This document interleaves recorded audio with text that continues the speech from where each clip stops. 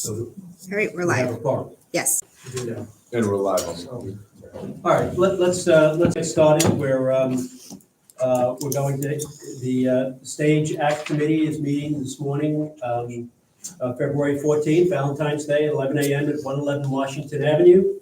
And the first order of business is, is a roll call, which I have no roll call.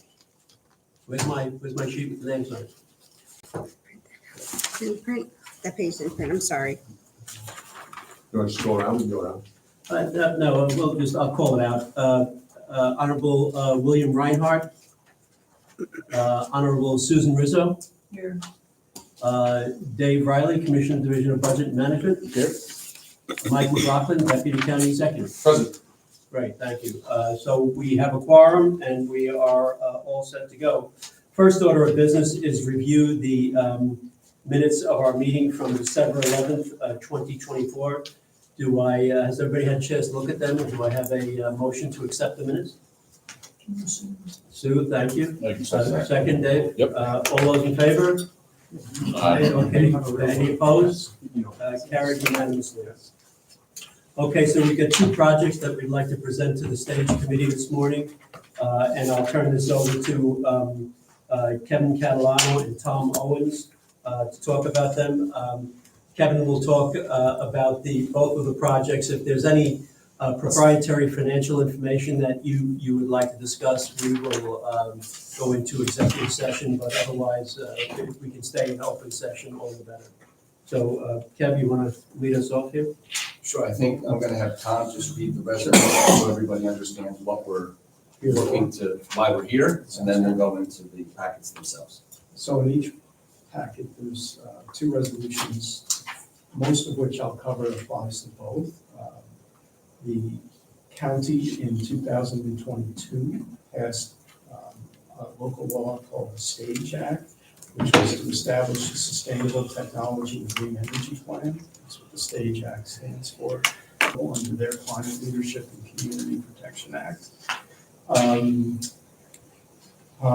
Create economic opportunity and jobs for the residents of Albany County, and then further support the county's economic development strategy plan.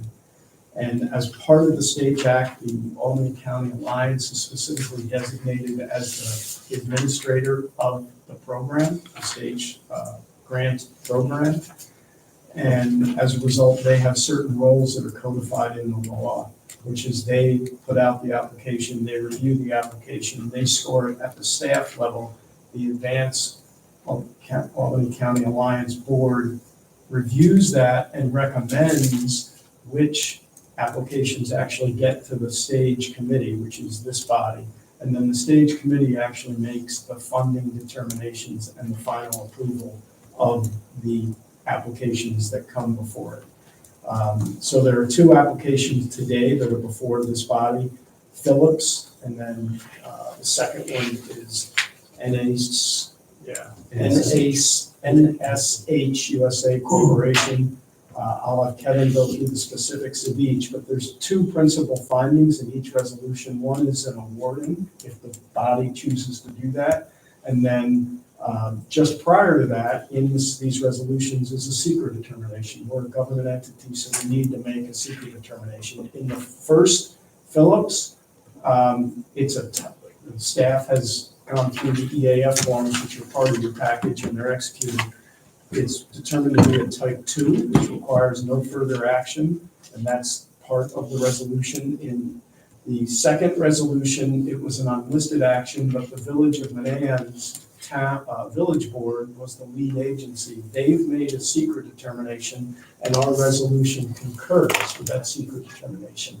On our analysis, and that's here as well, we didn't see anything differently than the Village of Manan's saw it. So we concur in that determination in their role, the Village of Manan's, as lead agency. So in each applicant or in each resolution, there is a secret determination and then a funding determination. So with that, I'll turn it over to Kevin for the project specifics. Any questions on that before Kevin goes into it? So the first one is Phillips Medical, located in Latham. They're a part of Phillips Healthcare, division of Phillips that develops medical technology and solutions, the big thing being the MRI machines and the magnets that go into the machines. Just in the way back, this is the former Intermagnetics General company started by Carl Bosner, a spin out of GE, and he sold it to Philips sometime back. I think actually, Tom, you did a stint there. I was the general counsel. Yeah, I think in the I want to say like 06, 07 timeframe it was sold. Excellent. So their big business up there is the MRIs and the magnets. What's interesting about the MRIs is that there's two types of systems. One's an open loop system, one's a closed loop system.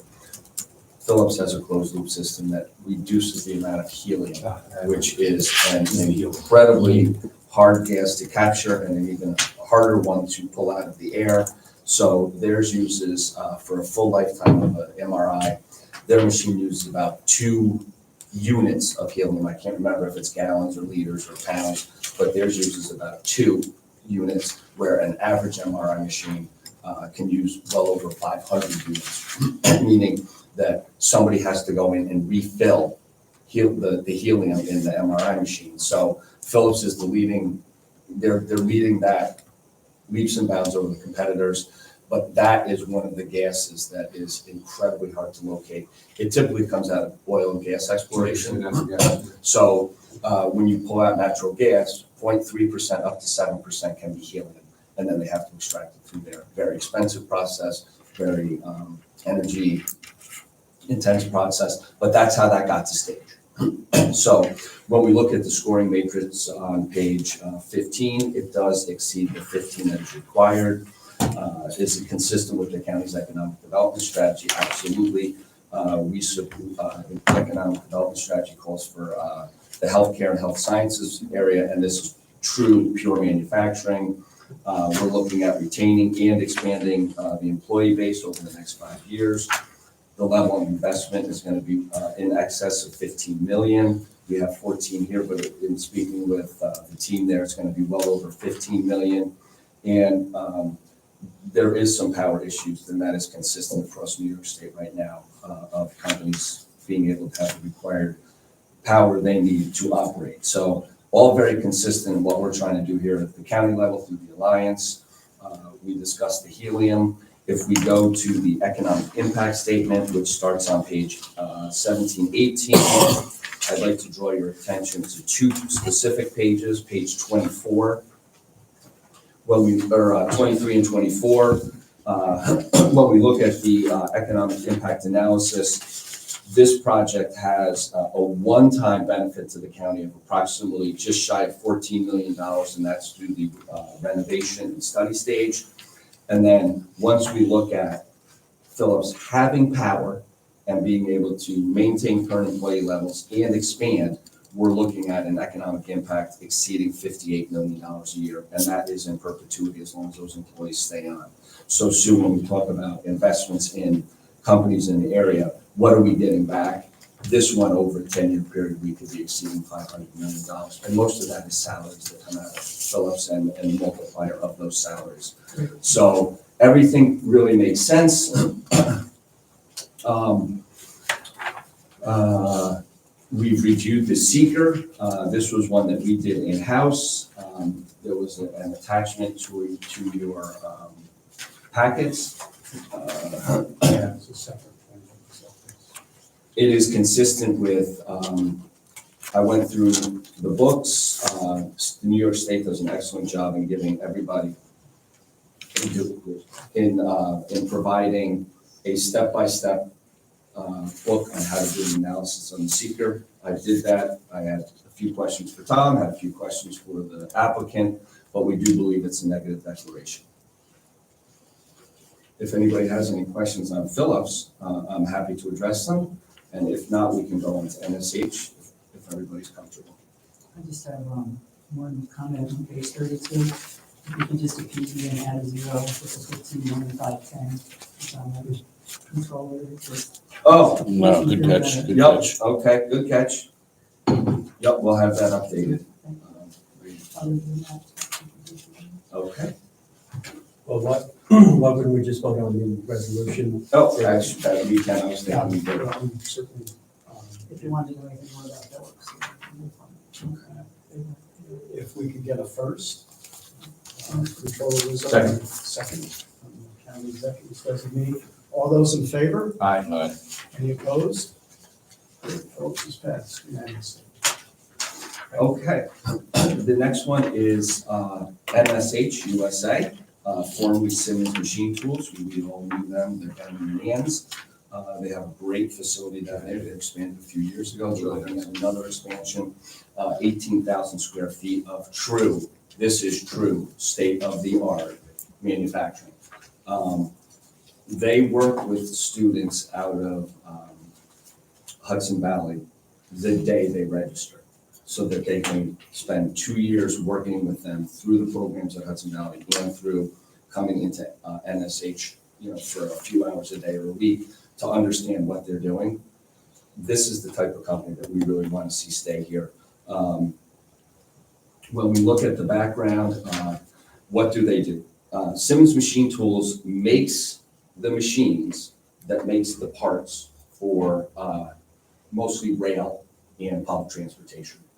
Which, why stage? Well, when we look at what the carbon footprint of moving a train 1 mile versus a car 1 mile, trains are about 85% more energy efficient and less carbon emitting than your typical straight automobile or especially a tractor trailer. So they're making the parts that go into the rail industry and into the public transportation industry.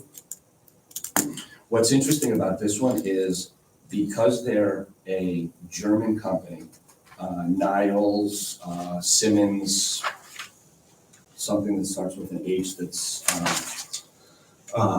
they are required to follow the European Union's Corporate Sustainability Reporting Directive, which means that when they build a factory here in America, they have to follow all the European building codes because they have an audit on an annual basis. They're going to be putting in high efficiency heat pumps. They're using solar. They want to use batteries as a second source of electricity in case there's a power outage. The way they design the building is to capture the sun as it comes up and to capture as much of the sun coming into the factory as possible. So they put the windows the way they need to be. Actually, really, really interesting in speaking with Dave Davies, and we met with John, who's the full president. He happened to be in town. Kevin and I went down and met with them. When you start talking about how the Europeans build out these factories, trying to bring that culture here to America is really quite interesting because they're a different animal over there as compared to what we do here. So it's going to be a very energy efficient building, but the big thing they're putting in there is a 40-pound crane, a 40-ton overhead crane. Because one thing that they want to do, and this is another big energy and carbon saver, is they want to be able to bring machines back in, take them out of a factory that they're currently working in, bring them in. It's a shorter time period, and they don't have to do all the major castings of a large machine. They can just fix all the little parts and send it back. And that is they see that being a very strong business for them. And it's in terms of like carbon and your carbon footprint, it really reduces it down to almost 20 or 30% of building a new machine. So very interesting working with these folks. Again, the rail transportation is huge. There is one sentence in here that I'd like to just draw to your attention that I found to be, so there's where's that?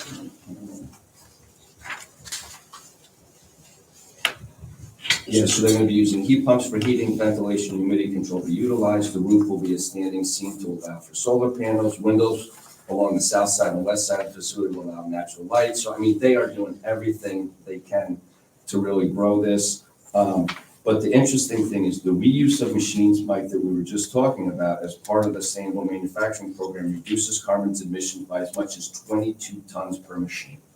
So that's a big savings. And then if we look at the next page, which is 37, freight trains on average move 1 ton of freight over 470 miles on a single gallon of fuel, 4 times more efficient than trucks. This reduces greenhouse emissions significantly.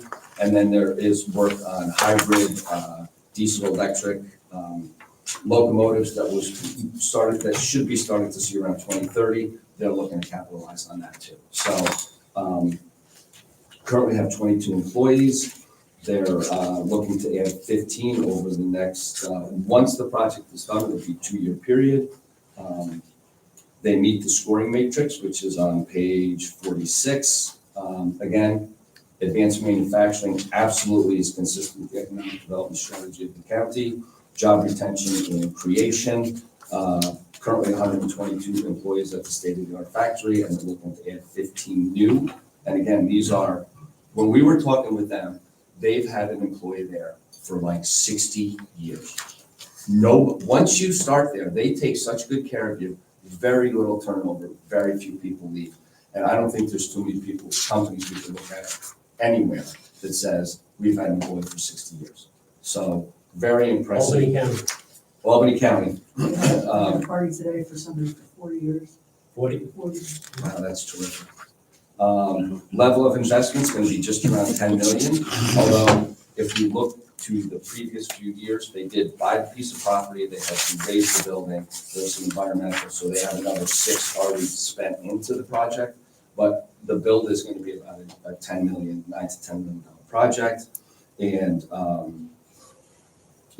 we are competing with Germany for this factory, and they felt that if they can get just a little bit of incentive, this is where we build it. Kevin and I went down, we met with them, had a great meeting.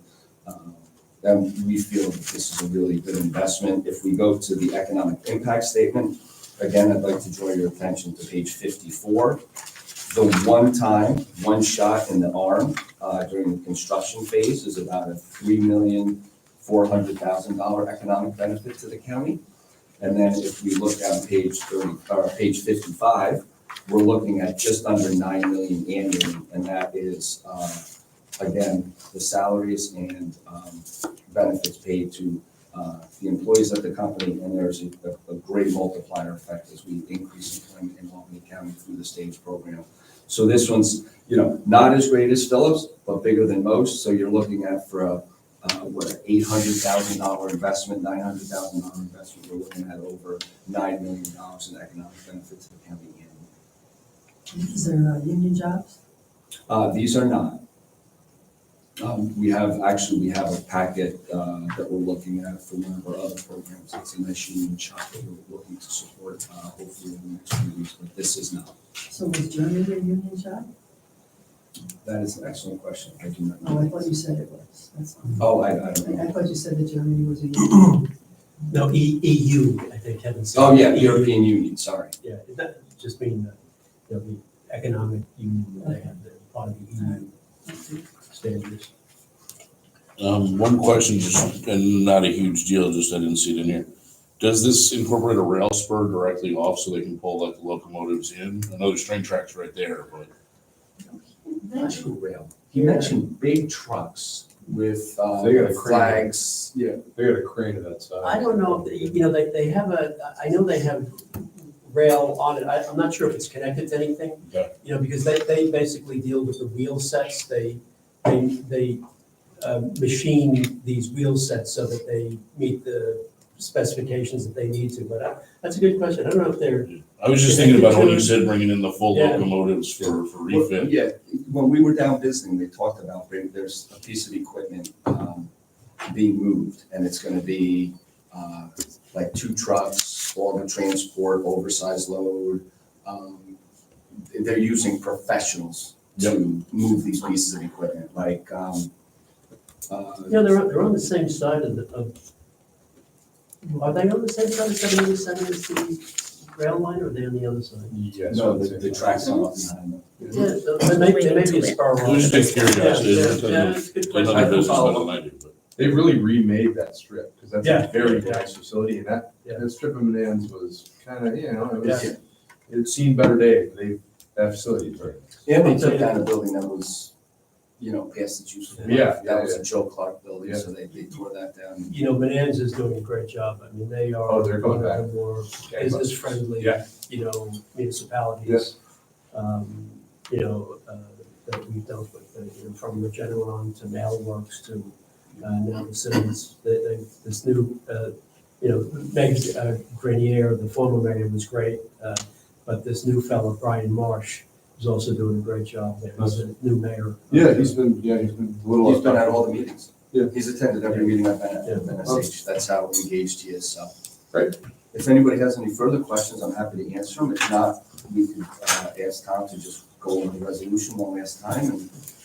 And Yeah, the resolution is at the end of the package, and it's for $908,000. And it also makes the secret determination that we talked about, concurring with the village of Man's negative declaration. So if I could get a first and a second. Motion? First, second from Controller Rizzo, all in favor? Aye. Any opposed? And the resolution passes. Okay, I think that's really about it. I know some of you have some other obligations, but we're in a public comment period. If anybody'd like to make any other comments, or is there anybody joining us on? No. No chats. Anybody? All right, then I'd entertain a motion to adjourn. Sue, thank you. Mike, second. All those in favor? Aye. Aye, opposed? Okay, we're off. If you could shut down our live stream, please. When does that actually go live?